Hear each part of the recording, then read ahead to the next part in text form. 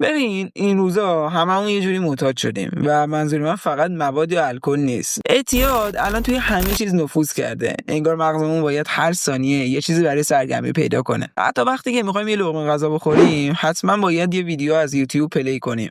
اینطوری آروم آروم میریم سمت یه زندگی خسته کننده و بی‌هدف، جایی که خودمون دیگه حال خودمون هم نداریم. کم کم تبدیل میشیم به یه آدم معتاد واقعی، معتاد به گوشی، پورن، بازی یا حتی شبکه‌های اجتماعی. اما اگه بتونیم جلوی این عادت‌های مخرب رو بگیریم، میتونیم از اون مسیر تاریک و افسرده بیرون بیایم. اونور ماجرا یه دنیای قشنگ‌تره، پر از اعتماد به نفس، انرژی، هدف و رضایت از زندگی. میدونم هممون بارها خواستیم که این اعتیاد رو ترکش کنیم، ولی تهش دوباره روز بعد برگشتیم سر همون نقطه اول. انگار هر روز اول ترک کردنه. یه جنگ همیشگی با خودمونه. اما اصلا نگران نباشید، چون تا آخر این ویدیو یاد میگیری که دقیقاً باید چیکار کنی تا زندگیتو جمع کنی و بالاخره از این عادت‌ها خلاص شی. قبل از اینکه بریم سراغ روش‌ها، باید اول بفهمیم که اصلا اعتیاد چطوری توی مغز ما کار میکنه. اعتیاد توی بخش پاداش مغز اتفاق میفته. هر وقت کاری میکنیم که خوشمون میاد، مثلا شکلات میخوریم، بازی میکنیم، رابطه داریم و غیره، دوپامین مغز میره بالا که این باعث میشه حس خوشی و لذت پیدا کنیم. ولی همونطور که یه آدم عاقل یه بار گفت که هیچی توی زندگی دائمی نیست، هر چی بالا میره یه روزی هم پایین میاد. این دقیقاً برای دوپامین هم صدق میکنه. وقتی میره بالا یه مدتی بعدش میاد پایین و بدتر از اون، معمولاً از حد نرمال هم پایین‌تر میاد. اونجاست که احساس بی‌حوصلگی، بی‌انگیزگی، خستگی و حتی افسردگی سراغمون میاد. همون حس لعنتی که دلت میخواد کل روز توی تخت بمونی و هیچ کاری هم نکنی. مغزمون از این حالت بدش میاد. واسه همین دنبال یه لذت فوری دیگه میگرده تا دوپامین رو دوباره ببره بالا. ولی مشکل اینجاست که هرچی سریعتر و بیشتر دوپامین بگیری، بعدش افت شدیدتری هم داره. مثل یه ترن هوایی که هیچ وقت تموم نمیشه. هرچی دوپامین سریعتر بره بالا، مثل وقتی که پورن میبینیم، بازی میکنیم یا حتی مواد مصرف میکنیم، افتش هم شدیدتره و همین باعث میشه احساس بدتری پیدا کنی. این همون چیزیه که این عادت‌ها رو خطرناک میکنه و اینطوری میشه که مغزت فقط دنبال لذت‌های فوریه و دیگه نمیتونی از چیزای آروم و سالم لذت ببری. بذار برات یه مثال بزنم. وقتی زیاد بازی میکنی، خوندن یک کتاب برات عذاب‌آور میشه، چون دوپامینش آرومتر و طبیعی‌تر بالا میره. حالا بریم سراغ این که چطوری باید از این چرخه خلاص بشیم. قدم اولی که وجود داره اینه که باید قبول کنی واقعا معتادی. باید آگاه شی که این موضوع داره زندگی رو خراب میکنه. خیلی‌ها میگن من برای سرگرمی بازی میکنم یا با دوستان وقت میگذرونم، ولی در واقع روزی 8 ساعت دارن داد میزنن سر مانیتور. از یه بازی عصبانی میشن و روانشون داغون میشه. حالا خود بازی بده؟ نه لزوما، ولی وقتی تو دیگه کنترلش رو نداری، اون داره تو رو کنترل میکنه و اون موقع است که مشکل شروع میشه. و اما قدم دوم، من خودم یه زمانی روزمو کامل پای صندلی میگذروندم و مغزم و دوپامینم رو با پابجی بازی کردم میسوزوندم. یه روزی فهمیدم دیگه هیچی رو زندگیم ندارم. بدنم لاغر و بیحال بود، هفته آفتاب ندیده بودم و از خودم بدم میومد.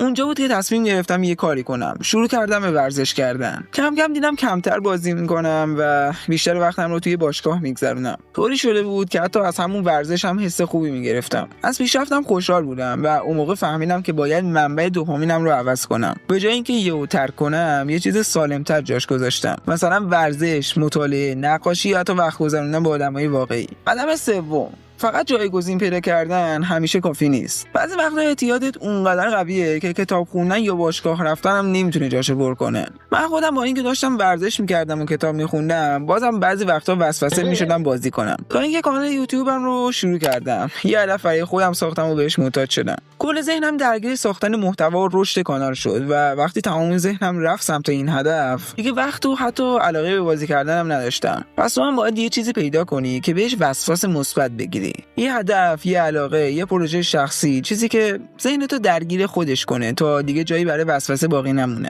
وقتی وسوسه میاد، سعی نکن باش بجنگی. مثلا نگو که نباید بازی کنم یا نباید پورن ببینم، چون هرچی بیشتر مقاومت کنی، بیشتر وسوسه میشی. در عوض فکرتو ببر یه جای دیگه. یه خاطره خوب، یه حس قشنگ، یه لحظه از بچگی خوشحالت کرده بوده. مغزت نمیتونه همزمان دو چیز رو حس کنه، پس با یه فکر مثبت وسوسه رو خفه کن. قدم چهارم، بعضی روزا حال و هوامون داغونه.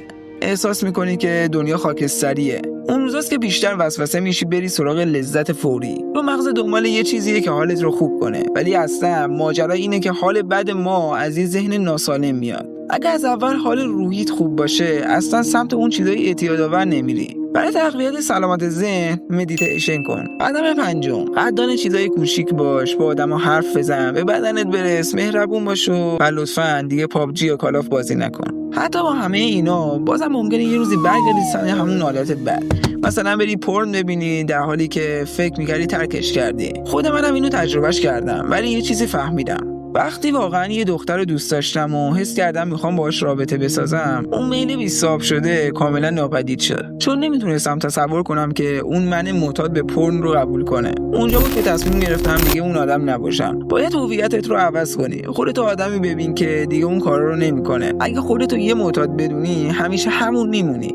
ولی اگه خودت یه آدم هدفدار رو قوی ببینی، ناخودآگاه شروع می‌کنی مثل اون رفتار کردن. قدم ششم، گاهی وقتا دوباره لنگ میزنی. اشکالی نداره، این بخشی از مسیر رشدته. اگه یه روز شکست خوردی، نذار احساس گناه تو رو دوباره به همون عادت برگردونه. خودتو ببخش و ادامه بده. مثلا اگه یه هفته پاک بودی و یه شب دوباره لنگ زدی، اون یه هفته موفقیتت رو فراموش نکن. دوباره از فردا شروع کن. این بار هدفت رو 2 هفته بذار. و اینطوری شد که من از یه آدم افسرده و بی‌هدف که هر روز بازی می‌کرد و حالش بد بود، تبدیل شدم به کسی که به خودش افتخار میکنه و حس خوبی داره. درک اعتیاد یه مسیر صاف و بی‌نقص نیست، بالا و پایین داره، اما فقط خودت میتونی تصمیم بگیری که بخوای زندگیت درست کنی یا نه. اگه این مراحل رو انجام بدی، مطمئن باش که یه روز چشم باز میکنی و میبینی که واقعا خوشحالی.